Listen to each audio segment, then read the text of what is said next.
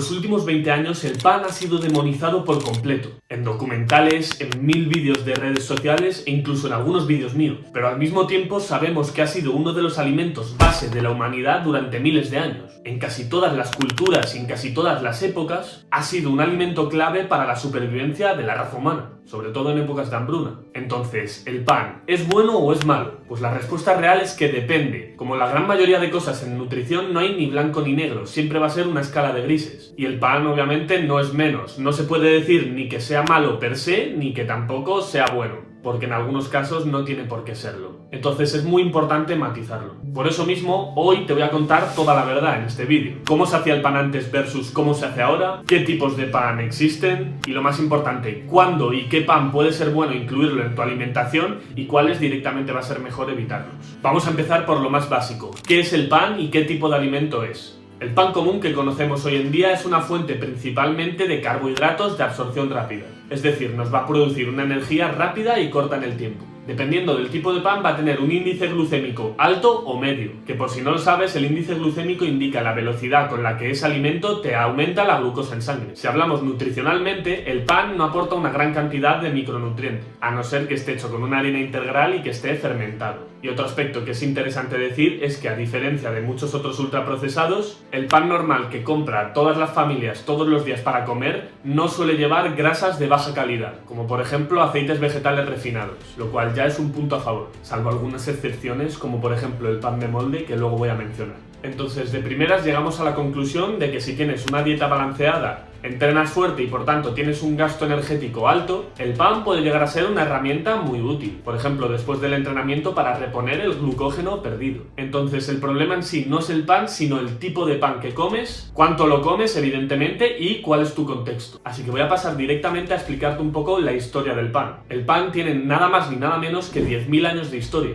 Nació con los primeros cultivos de trigo y cereales en la antigua Mesopotamia. Se hacía de forma artesanal con granos enteros molidos con la mano, agua y sal, y lo más importante, que hacían fermentaciones largas con masa madre. Ahora, seguramente te estés preguntando qué es la fermentación. Pues bien, la fermentación del pan es un proceso por el cual levaduras y bacterias, especialmente de la masa madre, se alimentan de los azúcares presentes en la harina del pan y producen dióxido de carbono que hace que el pan suba y que esté esponjoso, y ácidos orgánicos que hacen que el pan se conserve mejor y que aportan aroma y sabor. ¿Y por qué se dice que es mejor que el pan esté fermentado? Pues porque evidentemente este proceso hace que ocurran una serie de cosas en el pan, como por ejemplo la degradación parcial del gluten, ya que las enzimas y bacterias presentes degradan esta proteína que es el gluten, lo cual hace directamente que muchas personas lo toleren mejor y que sea más fácil de digerir. También la fermentación hace que se reduzcan los antinutrientes, lo cual hace que el pan se vuelva más nutritivo y biodisponible. Además hace que se disminuya el índice glucémico del pan, lo cual va a ayudar a que no tengas tantos picos de glucosa y de insulina y que por tanto controles más el hambre. Y se producen algunos compuestos beneficiosos que, sin ir más lejos, alimentan tu microbiota, que son las bacterias positivas que tienes dentro del intestino.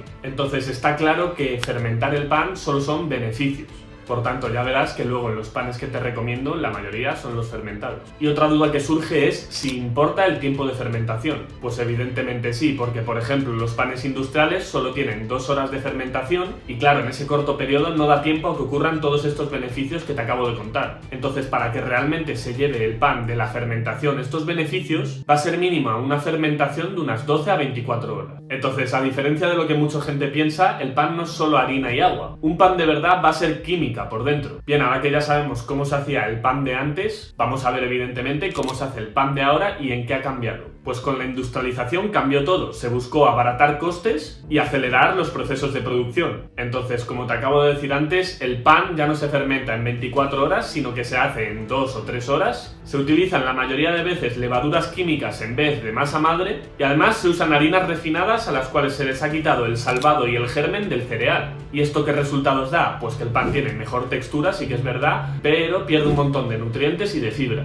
Y además, para que sepa mejor, aguante más tiempo y se vea mejor también, se le añaden aditivos, colorantes, emulsionantes, etc.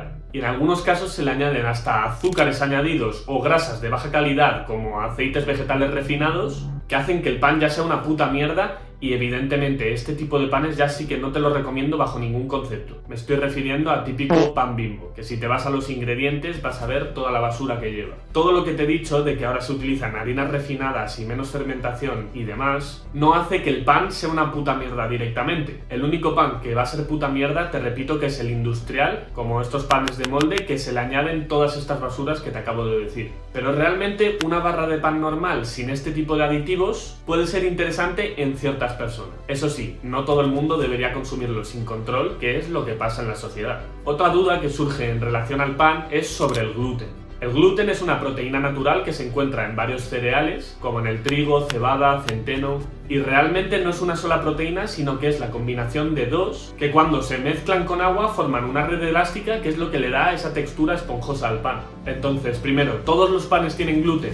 Pues por ejemplo, los que estén hechos con trigo, espelta, cebada o centeno sí que van a contener gluten, pero si están hechos con estos otros cereales, que evidentemente son panes menos comunes, pues no van a llevar gluten, como por ejemplo arroz, maíz, mijo, trigo sarraceno, quinoa, amaranto, harina de coco o harina de almendra. Y mucho ojo con esto, muchos panes que te venden en el supermercado como sin gluten están hechos con harinas refinadas y con almidones pobres en nutrientes, además de aditivos. Así que mucho cuidado con comprarte un pan sin gluten pensando que ya es mejor opción, porque puede que te la estén colando. Muy bien, pero ¿cómo afecta el gluten al cuerpo? Pues depende del caso individual. Por ejemplo, en celíacos, el gluten destruye por completo las vellosidades del intestino, por lo cual se recomienda que los celíacos coman 0 gluten a lo largo de su vida. Luego hay otro grupo que son los que son sensibles al gluten pero que no son celíacos, y este grupo es más común de lo que parece. Incluso un 15 o un 20% de la población puede pertenecer a este grupo, y simplemente estos cuerpos rechazan el gluten porque no les sienta bien.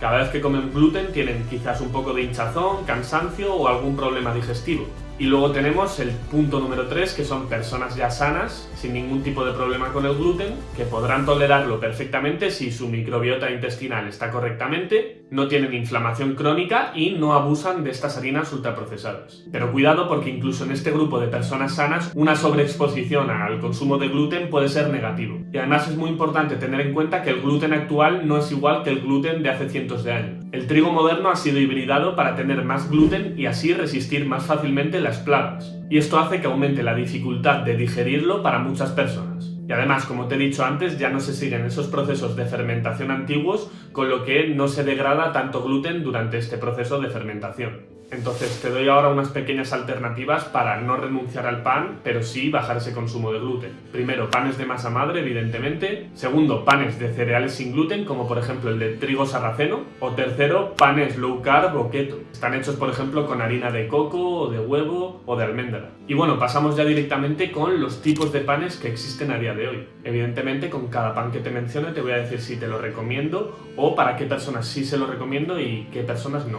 Primero, el pan blanco tradicional, que es seguramente el que quieras escuchar porque es el más común. Pues bien, tiene poca fibra y ningún nutriente, eso es verdad, y va a ser evidentemente un carbohidrato de rápida absorción. Así que voy a recomendar comerlo a deportistas que entrenen duro, porque evidentemente este pan va a poder ser muy útil para reponer ese glucógeno muscular que han perdido durante los entrenamientos. Ahora bien, para un público general, que la mayoría de la sociedad a día de hoy es sedentaria, no voy a recomendarle este pan. ¿Por qué? Porque es bajo en nutrientes, no tiene casi fibra y lo único que va a hacer es disparar la glucosa y la insulina cada vez que lo comes. Esto va a hacer que tengas más hambre y que comas más a lo largo del día. Además, que si eres sedentario no vas a utilizar esos carbohidratos rápidos que te está aportando, entonces no tiene ningún sentido comerlo. Así que el pan blanco tradicional, la barra de pan, si eres deportista, pues mira, puedes meterlo en tu alimentación.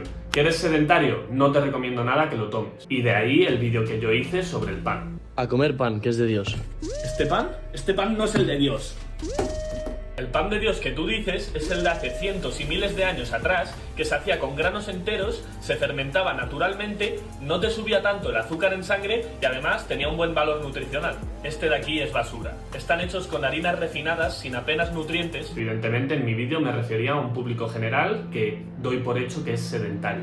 Segundo pan que tenemos, el pan integral verdadero. Me refiero a verdadero porque en muchos supermercados te venden panes integrales que realmente no lo son. No están hechos con cereales integrales, simplemente en la etiqueta te ponen integral y se quedan tan a gusto. Pero los panes que están hechos realmente con un cereal integral, es decir, que conserva el salvado y el germen, tienen más fibra, más minerales, generan una mayor saciedad evidentemente y tienen un impacto glucémico más bajo. Entonces quizás este pan sí que se lo recomendaría a un público más general. Va a ser una mejor opción que el pan refinado que te acabo de comentar, a no ser que lo que estés buscando es justamente un chute de energía. 3. Pan de masa madre. Quizás es el pan que más te voy a recomendar que priorices, ya que va a tener todos esos beneficios que te he contado de la fermentación lenta, es decir, la fermentación que se hacía hace cientos de años. Por lo tanto, es posiblemente la mejor opción. 4. Pan de cereales antiguos, como espelta, centeno o trigo sarraceno. Estos, como ya te he dicho, suelen tener menos gluten y entonces pueden interesar para personas que no toleren tan bien el gluten, pero mucho cuidado porque también te van a intentar engañar. Puede que en un pan te diga que es de espelta, pero igual no es integral y no está bien fermentado, así que tienes que tener ojo con eso. 5. Pan sin gluten. Están hechos normalmente con almidones de arroz o maíz y son útiles para celíacos, pero en la mayoría de los casos son ultraprocesados a los que se les añade bastante basura, con lo que vas a tener que mirar la etiqueta porque seguramente te estén tomando el pelo. No porque pongas sin gluten va a ser más saludable. Y 6. Los panes que sí o sí vas a evitar. Pues evidentemente los panes de molde industriales con un montón de aditivos basura, los panes de bollería que más de lo mismo, llevan grasas de baja calidad y todo este tipo de panes o de masas que te vengan en forma de ultraprocesados, ya que a la mayoría se le añaden aceites vegetales refinados que te van a causar una mayor inflamación en el cuerpo, también se le añaden azúcares añadidos y un montón de conservantes y colorantes que solo dañan tu salud.